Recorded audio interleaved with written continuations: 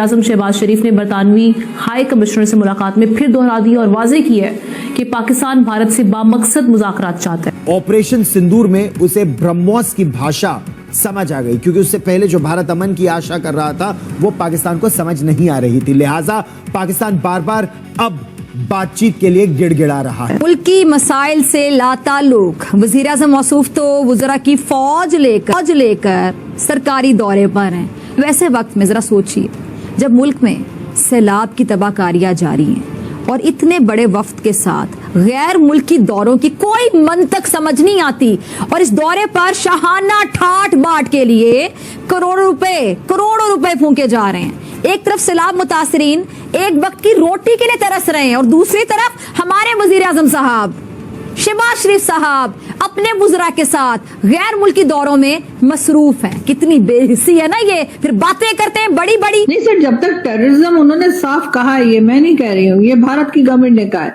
कि जब तक आप टेररिज्म नहीं बंद करेंगे, नहीं रोकेंगे, रोकने की कोशिश नहीं करेंगे, जब तक बात नहीं होगी।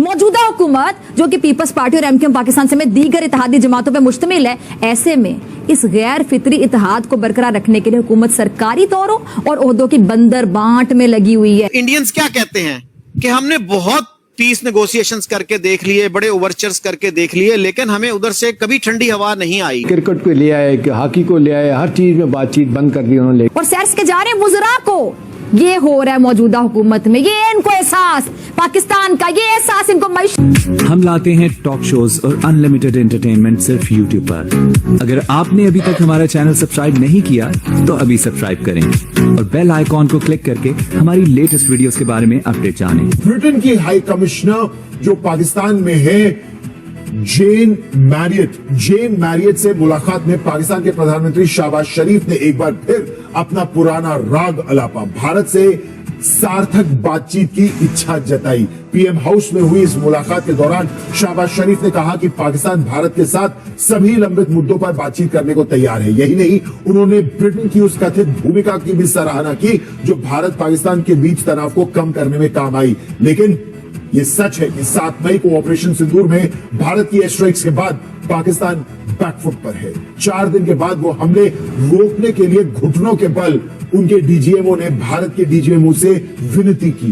भारत पहले ही कह चुका है कि आतंक और बातचीत एक साथ नहीं चल सकते, और ये बात भारत ने दुनिया के सभी देशों से कह दी है कि पाकिस्तान की वकालत ना करे, पाकिस्तान आतंक रोकेगा तो बातचीत होगी। पाकिस्तान अमन का ख्वाह है, ये बात वज़ीर-ए-आज़म शहबाज शरीफ ने बरतानवी हाई कमिश्नर से मुलाकात में फिर दोहरा दी और वाज़ेह की है कि पाकिस्तान भारत से बामकसद मुज़ाकरात चाहता है।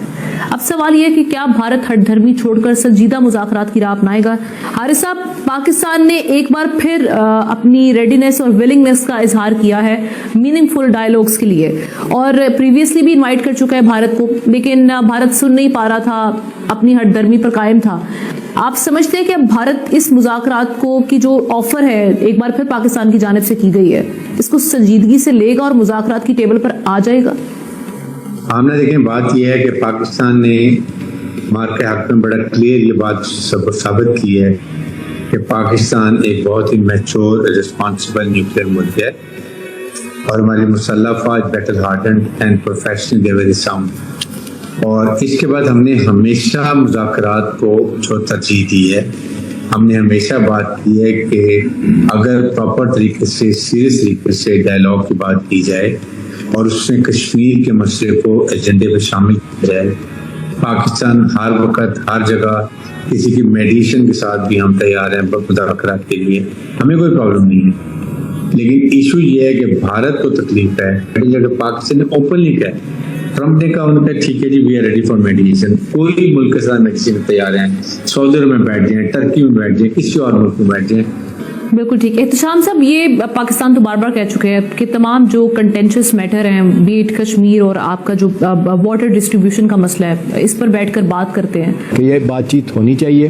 बातचीत का बगैर जो है ना, ये दोनों मुल्कों के दरमियान न्यूक्लियर फ्लैश पॉइंट है, किसी वक्त भी जंग हो सकती है। और ये क्रिकेट को ले आए, हॉकी को ले आए, हर चीज़ में बातचीत बंद कर दी उन्होंने लेकिन अब साथ साथ जबकि हम देखते हैं कि मिस एडवेंचर का भी खतरा है, लेकिन कल की जो इतलात हैं जो शहबाज शरीफ साहब ने बरतानिया के हाई कमिश्नर से मुलाकात की, वहाँ से जो खबरें अंदर से आई हैं उसमें यह है कि बरतानिया जो है ना वो बड़ी कोशिश कर रहा है। अमेरिकन ने भी बरतानिया को कहा है कि आप इंटरेस्ट लें, इन दोनों के मालिक जो है ना इस झगड़े में आप बीच में आए। तो शहबाज शरीफ साहब ने, प्राइम मिनिस्टर ने कहा जी हम तो हमेशा से कहते हैं बातचीत करें। ये सारा कुछ करने बाद अब उसूली तौर पर तो उनको बातचीत की तरफ आना चाहिए, लेकिन आखिरी बात है आमना के लोग इंतजार कर रहे हैं कि ये 13 साल का दौर हो चुका है, 2 साल और रह गए हैं। ये जब हुकूमत मोदी की खत्म होगी तो फिर नॉर्मलाइजेशन का कोई मामला शुरू हो सकता है। ये इतने मसलों के बावजूद भारत बात नहीं करना चाहता। कोई एक तो मसला शुरू कर सकता है। मैडम, पाकिस्तान ने यूएन में जाके रिक्वेस्ट की है और कहा है कि